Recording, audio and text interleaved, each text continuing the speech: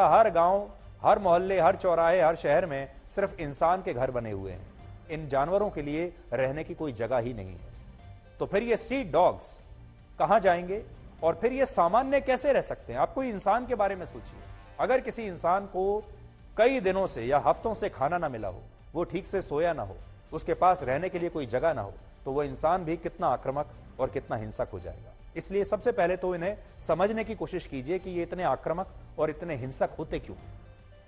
आपने अपनी गली में या सड़कों पर ऐसे कई स्ट्रीट डॉग्स देखे होंगे जो किसी गाड़ी या बाइक को देखते ही उसके पीछे भागने लगते हैं। आपने नोट किया होगा, आपके पीछे भी भागे होंगे।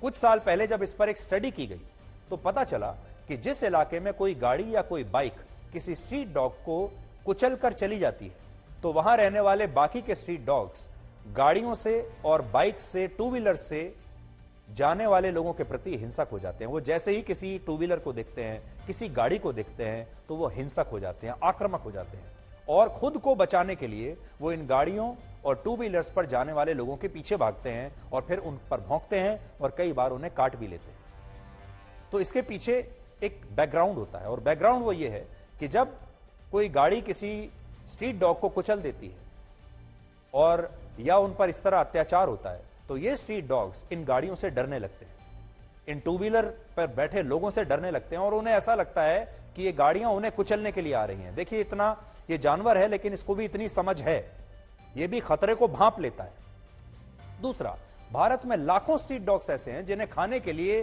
कोई एक सूखी रोटी तक नहीं देता। और भारत में कुछ डॉग लवर्स ऐसे हैं जो कुत्तों से ज्यादा उनकी ब्रीड से प्यार करते हैं। हमारे देश में ज्यादातर पेट डॉग्स विदेशी नस्ल के होते हैं। महंगी महंगी ब्रीड्स के लोग हजारों लाखों रुपए में उन्हें खरीदते हैं, अपने घर में रखते हैं, ये एक फैशन है। लेकिन जो भारत की नस्ल के डॉग्स हैं, जिन्हें हम इंडी ब्रीड कहते हैं, उन्हें हमारे देश के घरों में, हमारे देश के परिवारों में कोई जगह नहीं मिलती। और भारत में ऐसे इंडी डॉग्स को अपनाने का कोई चलन ही नहीं है, क्योंकि ये फैशनेबल नहीं है। इसलिए आज हम आपसे ये कहना चाहेंगे कि अगर आप वाकई डॉग्स से प्यार करते हैं, अगर आप वाकई एनिमल लवर हैं, तो आपको ये ब्रीड वाला मोह त्यागना होगा और आप चाहें तो इन स्ट्रीट डॉग्स को एक आशियाना दे सकते हैं। आप चाहें तो इन स्ट्रीट डॉग्स को अपनाकर इन्हें एक घर दे सकते हैं और इन महंगे महंगे जो ब्रीड्स को आप लेकर आते हैं उन्हें थोड़ी देर के लिए भूल जाइए। फैशन की बात मत करिए, इन स्ट्रीट डॉग्स के बारे में सोचिए। इसलिए ये सरकार की जिम्मेदारी है, ये नगर निगम की जिम्मेदारी है कि वो इनके लिए एक शेल्टर बनाएं। हर स्ट्रीट डॉग को उस शेल्टर में होना चाहिए जहां उसके खाने पीने का पूरा इंतजाम किया जाए, उसका स्टेरिलाइजेशन किया जाए और सबसे बड़ी बात यह है कि इनकी जो आबादी लगातार बढ़ रही है, उस आबादी को रोका जाए। वो स्टेरिलाइजेशन से ही हो सकता है, जो कि अभी नहीं हो रहा है।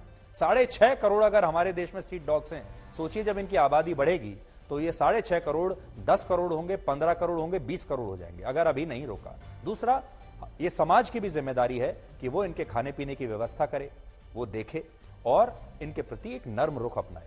वैसे आज अगर आप लोग